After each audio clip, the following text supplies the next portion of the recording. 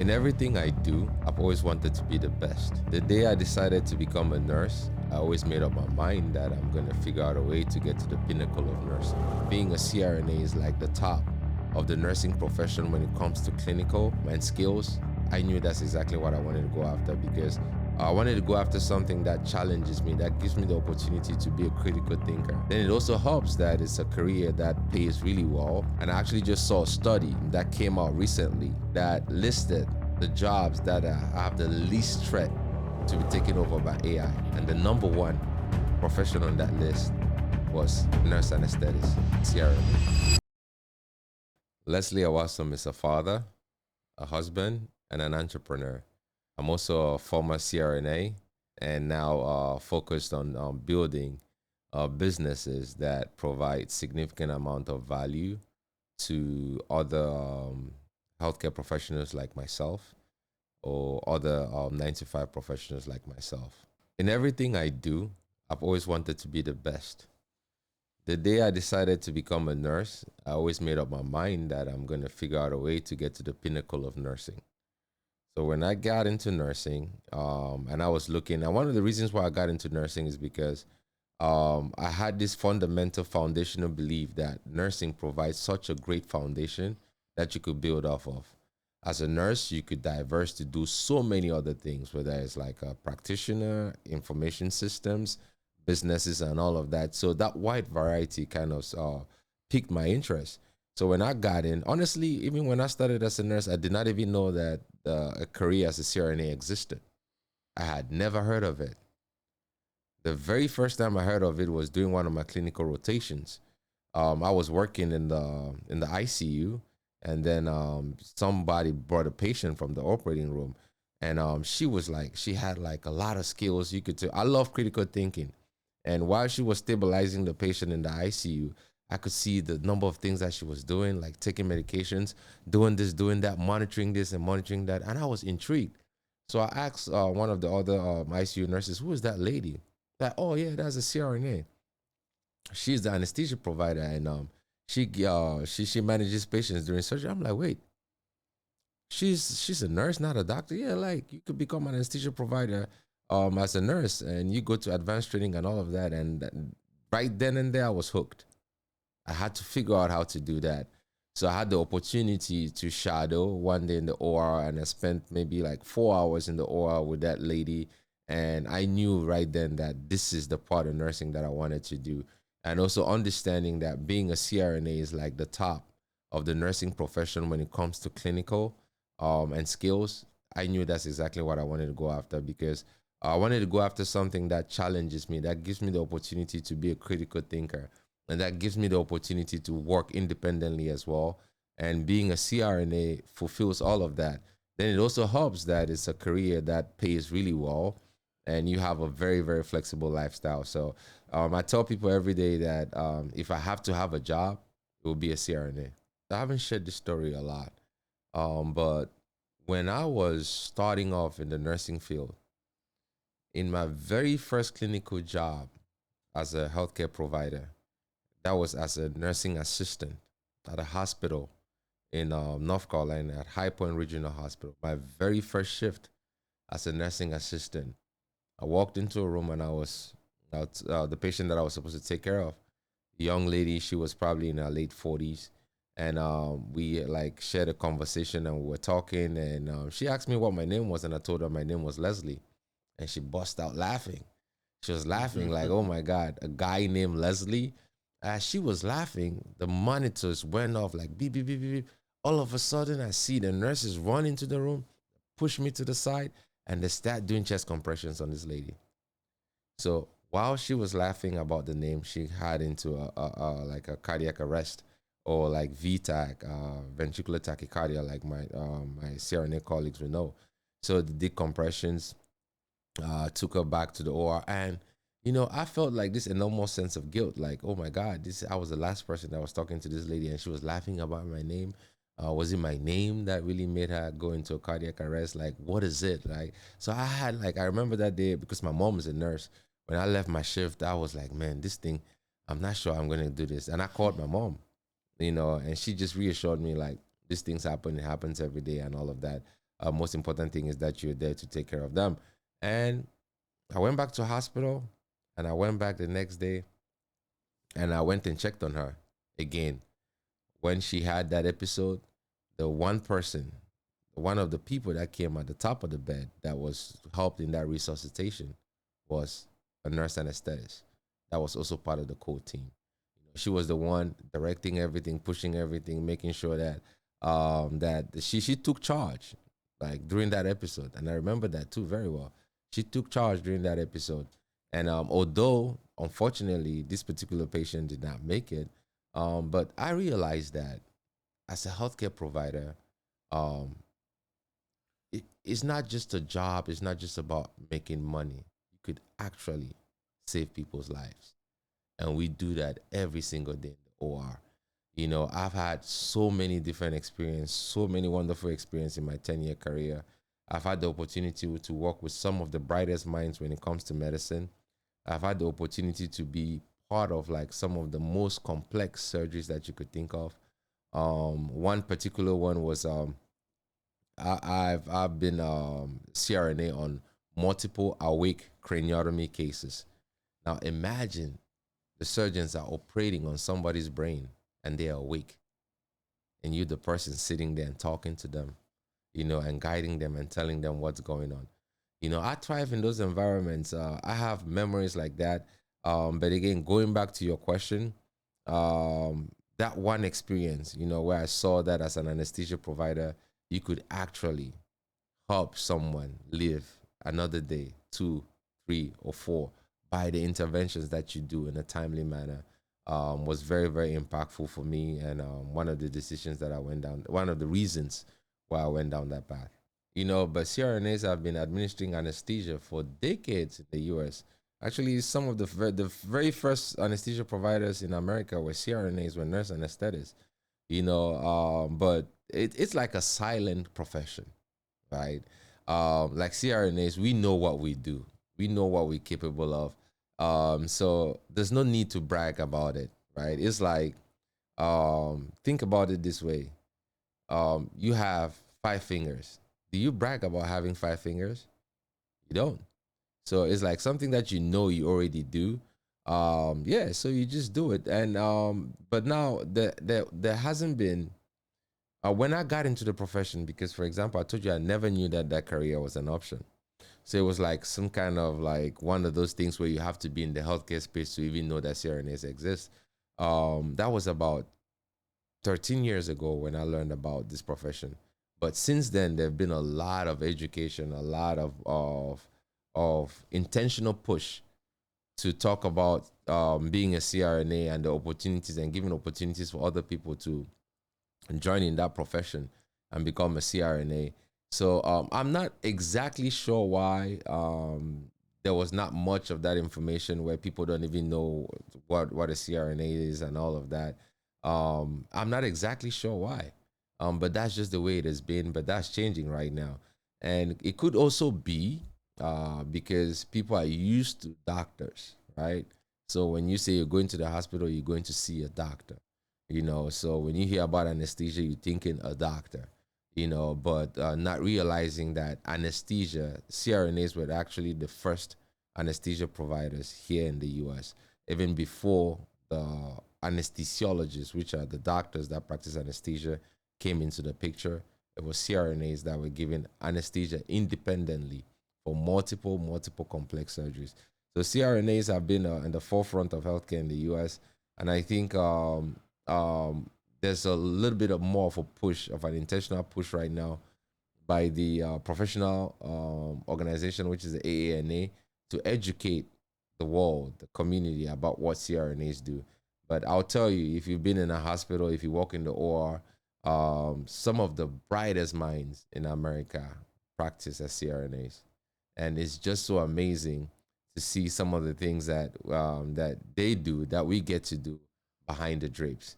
People don't understand. It takes like a lot of dots, connecting multiple dots. You like a chess player back then because you're looking at multiple things. Like the little sound makes a difference. You know, the little sound makes a difference. Any kind of changes makes a huge difference. Anything you do as a provider that makes a difference. So yeah, so the CRNA is like there's a lot of thinking, there's a lot of how do you put it? Like everybody has their own secret recipe. So it's such a an intriguing profession. If you know a CRNA out there, give them kudos because they do amazing work. Most of the anesthesia in the US is done by CRNA. So if you're considering becoming a CRNA, it's definitely one of the best professions to go into. And I actually just saw a study that came out recently that listed the jobs that have the least threat to be taken over by AI. And the number one profession on that list was nurse anesthetist, CRNA. So definitely a career that you want to consider for the future, considering where we are at the technological space. One of the things that I learned to build is like this emotional resilience where I don't take anything out of the operating room with me home. As soon as I walk out of the operating room, I leave everything in the hospital. But no matter how tough or how resilient I am, there are one or two incidences that stay with you for a long period of time. And one of them actually happened to me as a student. And that's actually when I learned to build that resilience because I was like, if I'm going to be in this career for a long period of time, I cannot take what happens at the hospital with me home. And it was, I was taking care of a gentleman as a student, like my final semester as a student. So I was pretty much independent. Got this patient. He was in the ICU. Met him, talked to him, met with his family. He had like a bowel obstruction. Really nice guy, much older guy. Built like a nice relationship with him over a couple of days, and we had to take him back to the OR, and we did. By the time we took him back to the OR, most of his bowels were dead, and like it was a really bad situation. He knew he was probably not going to be able to make it, but and he ended up not making it. But it left an emotional toll on me because of the conversations that I had with him prior to surgery, connected with him as a friend, looked at him like he was giving me some really good advice, like a father figure. So that one incident helped me build that emotional resilience of being able to leave everything at work before I get home. But then, as a CRNA, probably one of the most traumatizing experiences that I had as a healthcare provider was taking care of a patient or participating in the care of a patient that had an amniotic fluid embolism, um, as they call it. What is it? AME, amniotic fluid embolism in the OB section. So these are mothers that come to have a baby, and part of the fluid that surrounds the baby goes to the wrong place, and it's instant, the collapse of the cardiovascular system that happens. You see somebody that's really young walking into the hospital at one of the most joyous moments that we have as human beings, and in the next instant, they're no more. And their young baby and their spouse, have to deal with all of that. So there was one incident that happened like that during my career that was really tough to deal with. That was a hard one to leave in the hospital and go home without, but again, it's one of those things where over time, and the good thing is our department, our hospital, did a great job of providing support, providing counseling, and just talking people through, and the family too was very understanding and all of that. Then you have to develop that perspective of your own role in that. If there's anything that we could have done to save that lady, humanly possible, we would have. But it's just some things that no matter the medicines, no matter the technology, no matter the input from the healthcare providers, there's just some things that are out of our hands. So it's one of those incidences. But for the most part, very rewarding career, very rewarding experiences. Highly positive feedback from the patients that I got to take care of. I wouldn't trade those moments for anything. The people that we got to save, like a gunshot wound in the middle of a night that nobody thought was going to survive, that walks out of the hospital a few months later, or the person that comes in with a ruptured aorta in the middle of the night, and we have to give them 30 units of blood, and nobody think they're going to survive, and they walk out of the hospital a few days later. Modern medicine is really, really amazing and fascinating. And to have been a part of that, to have that experience to be a part of my life is something that I'm always, always going to cherish, that I'm always going to have really, really fond memories of. And then the other part to that is like the people that I got to work with. Like I mentioned earlier, got to work with some of the most amazing people that you could ever think of, some truly, truly brilliant minds. Throughout our educational career, we are taught very, very well how to manage the most complex situations that has to do with the human body. We are taught how to save lives. We spend a lot of time about discipline, on how to be disciplined in the operating room, how to be disciplined with patients. A lot of effort is put into educating us on doing the job and doing it very well. The job that pays us a lot of money. But literally 0% is spent in teaching us how to use those resources that we generate from our jobs as CRNAs. Literally zero. And we've been doing some push. It's something that I'm truly, truly passionate about. That I've been doing some push, and I'm really, really glad that I have been able to partner with some anesthesia programs that are allowing us to come talk to students, other students, about financial literacy and things that they could do outside of the OR once they start earning the income. I remember very well my own personal experience. When I got out of anesthesia school, all right, when I was getting ready to get out of anesthesia school, so okay, I know I'm going to be making this money. So I started thinking to myself, what can I do to make sure that my family is secure for years after that? And our school did the effort of bringing in like a financial advisor to talk to us as seniors.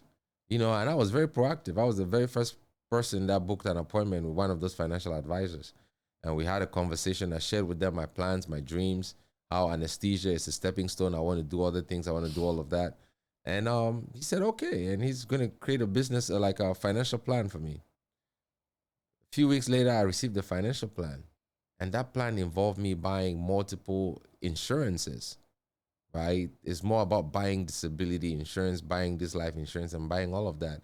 And I reviewed it and I was like, wait, everything you've shown me here does not align with the goals that I wanted for myself that I showed you.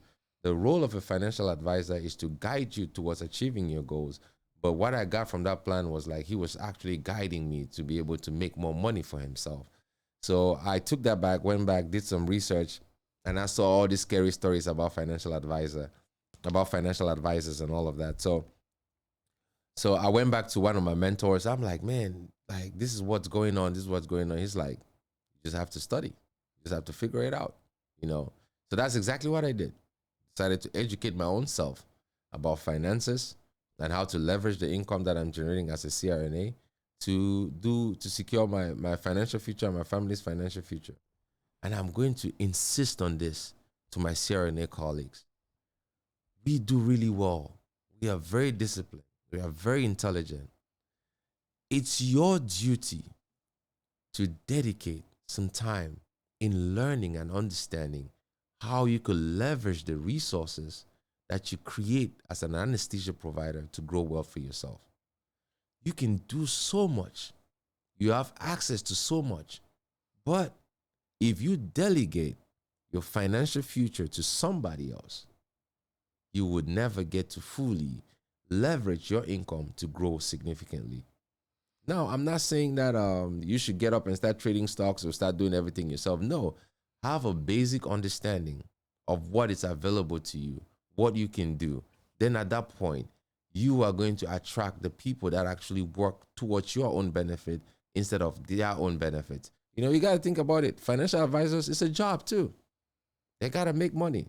I used to hear about fiduciary. You got to find a financial advisor that has the word fiduciary behind their names. But I've been in this industry, in the financial space for the last 8 years right now, in the investment space for the last 8 years right now. And I could tell you, I've met a lot of fiduciaries that are not fiduciaries. It's just a name that they are attached behind it. So the greatest fiduciary you have to your wealth is you. You must educate yourself, have the basic understanding of financial literacy, understand what's available to you out there, and go out there and do it. And that is the reason why I created the Empowered CRNA platform specifically for this, to provide education for CRNAs by a CRNA that has walked down that path before.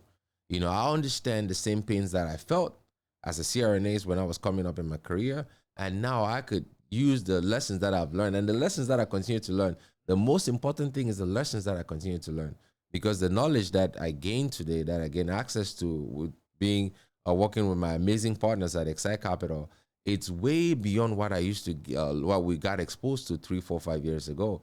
So I'm taking on the challenge that was given to me by one of my great mentors, who said, the person you're looking for, because at one point I was looking around to find other CRNAs that have walked down the path that I want to walk down to and learn from them and understand, but I could not see anybody. And I listened to the words of one of my mentors that said, the person you're looking for is the person you have to become. So I'm really grateful that I have the opportunity to be able to share my experiences with other CRNAs through our Empower CRNA platform. Now you get to use it however way you want to use it, but I guarantee you that it's not that complicated.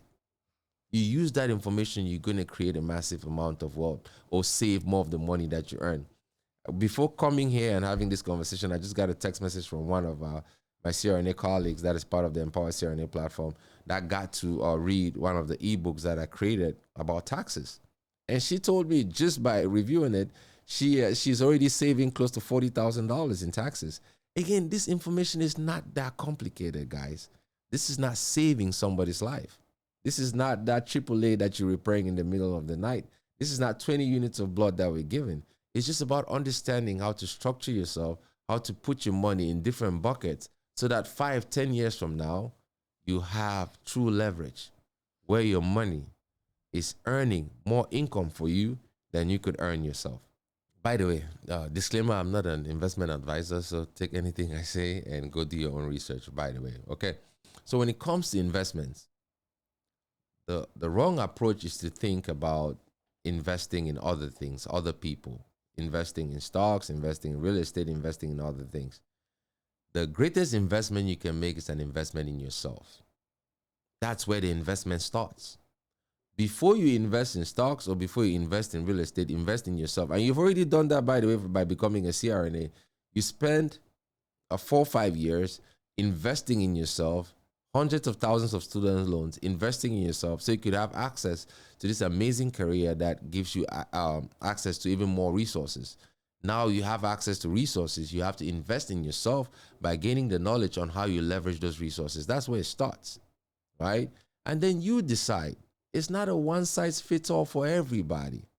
Everybody does not have the same dreams and ambitions. And I remember as a CRNA, like reading some of our groups and all of that, I kind of felt a little bit sense of guilt because the path of taking all of my money and putting it in stock markets or the 401k, it didn't sit right with me, but I could not see anybody in there that was talking about the way I was looking at investments. Instead of doing like the traditional part, which was like investing, I could not see anybody that was looking at investments the way I wanted to invest, which is like investing in myself. What do I mean by that? Right?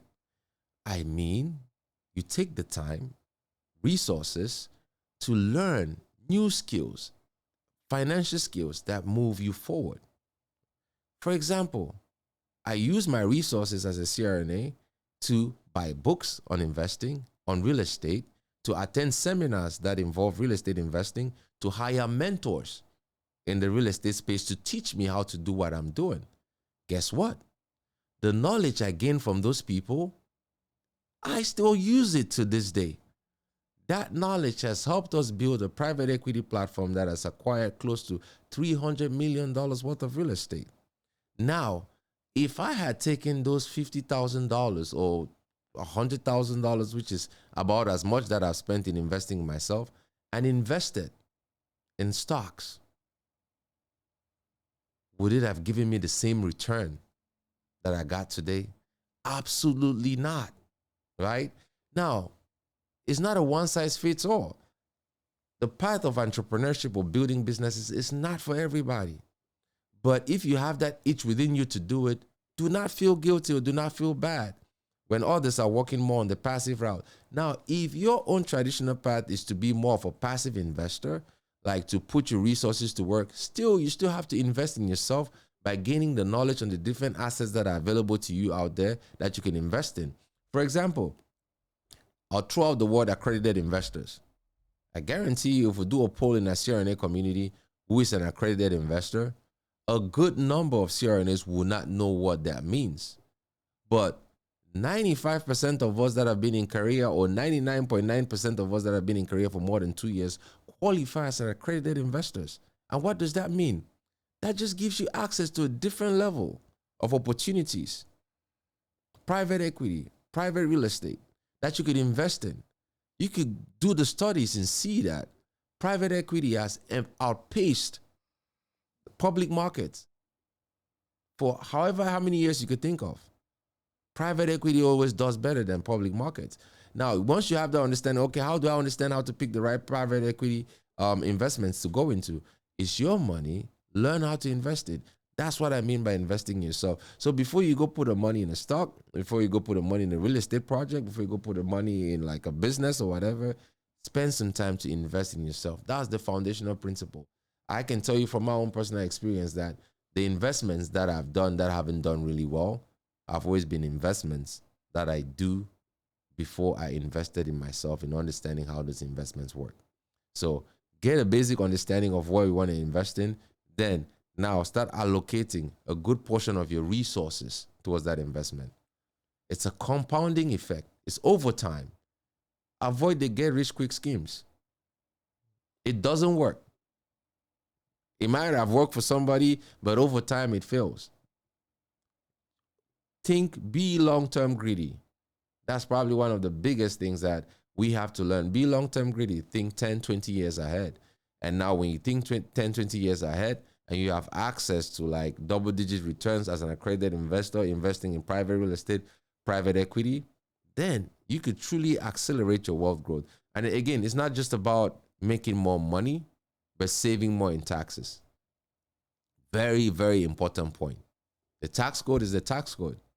I've met some of the savviest investors that use it to their advantage and pay little to no taxes.